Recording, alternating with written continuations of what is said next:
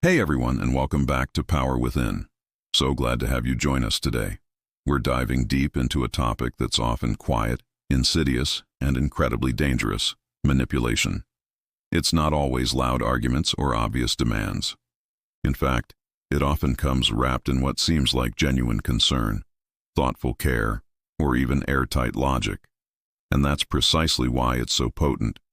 It slowly, almost imperceptibly, eats away at your choices, your confidence, and ultimately, your freedom. Today, we're going to break down 10 common manipulation tactics and then empower you with 7 strategies to protect yourself. Think of this as getting a map to their game board. Once you see the patterns, you can stop walking their path and start charting your own course. Let's jump right into the first one, a tactic you've probably heard of, and for good reason: gaslighting. This one is designed to make you doubt your own sanity.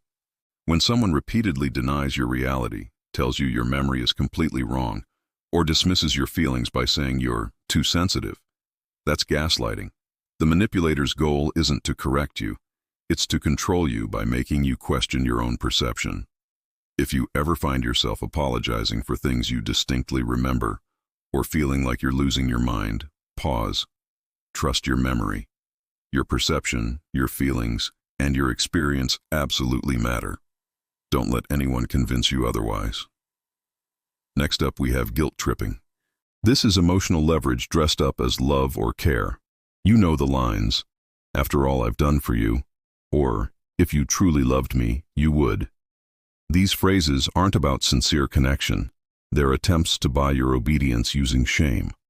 Real, healthy care invites genuine choice and understanding. Manipulation, on the other hand, demands compliance. Pay attention to how a request feels in your body. If it makes you feel small, ashamed, or obligated rather than genuinely willing, then it's not love. It's likely a manipulation tactic. Number 3 is a classic: isolation. Manipulators instinctively try to cut you off from your support system, your friends, family, colleagues, anyone who might offer a different perspective or emotional resilience. Why? Because decisions become much easier for them to control when only one voice, theirs, is constantly in your ear. Please keep your circles wide and your connections strong. If anyone pressures you to limit who you speak to, who you spend time with, or tries to paint your loved ones in a negative light, treat that as a major, flashing red flag. Your community is your strength. Then there's projection. This is when someone shifts their own bad behavior, their own flaws, or their own insecurities onto you. They'll accuse you of being controlling when they're the one pulling all the strings. They'll call you dishonest when they're constantly lying. Projection is a brilliant defense mechanism for them because it deflects responsibility and keeps them from having to look at their own actions. If you notice a particular accusation coming from someone, and you know it's untrue for you, consider if it's a mirror reflecting their own hidden patterns. However, if you hear the same accusation from multiple different, unconnected people in your life, that's a moment to pause and reflect. It could be a pattern in you that needs attention, or it could be a widespread instance of someone projecting their issues onto you through others. The key is discernment. Coming in at number 5 is love bombing. This is the fast track to dependence. Think intense praise, grand, over-the-top gestures, unlimited attention, and declarations of undying affection, all very early in a relationship. It feels incredibly intoxicating, right? Manipulators use love bombing to get you emotionally invested and deeply attached incredibly quickly.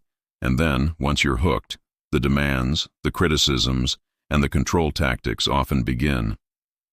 Remember, real healthy relationships build steadily and consistently, brick by brick, not in these sudden, all-or-nothing bursts of intensity. Next, we have the silent treatment and withdrawal. This is a sophisticated control tool, punishing you by withholding their attention or communication. Stonewalling, ignoring your texts, or giving you the cold shoulder after a disagreement isn't about healthy boundaries. It's punishment in disguise. It's designed to make you chase them, apologize, or change your behavior just to earn their presence back. Healthy conflict involves communication, even if it's difficult. It never includes emotional exile. Number 7, conditional kindness. This is when affection, approval, or good treatment comes with strings attached. If you do X, then I'll be kind to you. True kindness, genuine care, and real love don't have these kinds of conditions. When affection is conditional on your behavior, you start altering yourself, suppressing your true feelings, and walking on eggshells just to earn their acceptance. That's pure manipulation, and it erodes your authenticity piece by piece. Then there's triangulation. This is a tactic where a manipulator brings a third person into a conflict or situation to manipulate you. They might say, "Everyone agrees with me. You're the only one who thinks this way," even if it's not true. Or they might talk to one person about you, then talk to you about that person, creating division and confusion. It's manipulation by proxy, creating pressure and sowing doubt. Do not let anyone manufacture consensus or use other people to force your choices or make you feel outnumbered. Address issues directly with the person involved. Ninth on our list is gradual escalation, also known as the foot in the door technique. This is how big, unacceptable things slowly become normalized. It starts with small, seemingly innocuous requests, then slightly bigger ones, and before you know it, you're agreeing to things that are completely out of line with your values or boundaries. What you allow now sets the precedent for what's acceptable later. Be vigilant with those small compromises, because they can turn into cages if you don't notice them early on.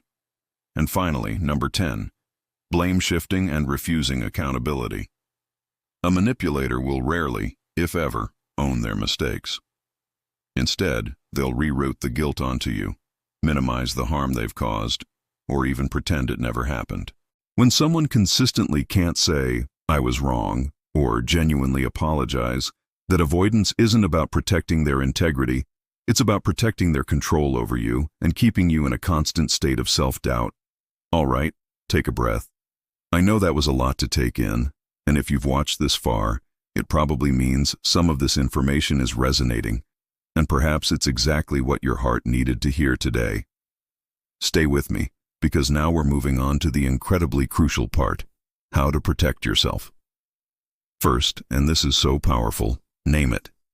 Language gives you power and clarity. When you can specifically identify a behavior as gaslighting or love bombing, it stops being this amorphous, confusing feeling and starts to have clear boundaries you can see and set. Calling it what it is helps you detach emotionally and see the situation objectively. Second, set firm boundaries and, crucially, hold them. Decide what you will and will not accept, and then stick to it. This takes courage, especially when you're used to giving in.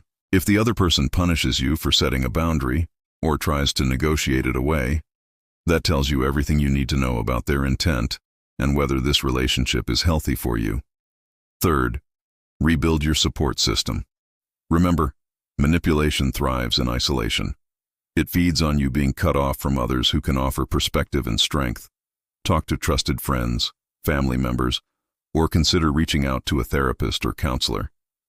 Community breaks the spell of manipulation. Fourth, document and trust your experience.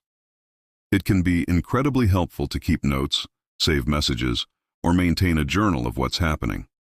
When your memory is under attack or you're being told you're crazy, having your own documentation provides tangible evidence that you can rely on to confirm your reality. Fifth, practice detachment with compassion. This is a subtle but powerful one. You can care for someone if you choose to, and still completely detach from their manipulative control. You can love someone and still refuse to be used or abused by them. Your compassion can extend to them as a person, but it does not mean tolerating their unhealthy behaviors.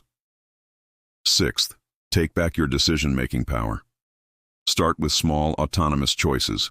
Decide what you want for dinner, what movie to watch, or how to spend a free hour.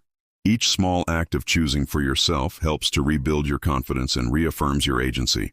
And seventh, seek professional help if needed. Manipulation, especially prolonged manipulation, can be deeply traumatic.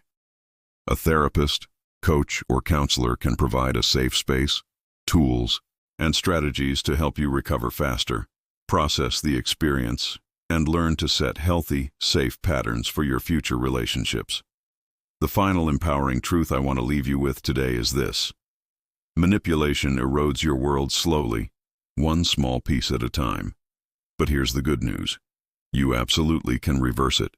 You can take back your power by learning to recognize the signs, diligently protecting your peace, and consistently choosing clarity over confusion. If you've watched this far, it truly means this message found you, and perhaps it's exactly what your heart and mind needed to hear today. If this video helped shed some light for you, please consider subscribing to Power Within for more content like this. Also, please check out our other videos for more Power Within. Give this video a like to help us reach more people, and share it with someone you know who might need to see these signs and reclaim their power. Your boundaries are your power. Protect them fiercely. Thank you so much for being here and for investing in yourself. We'll see you next time.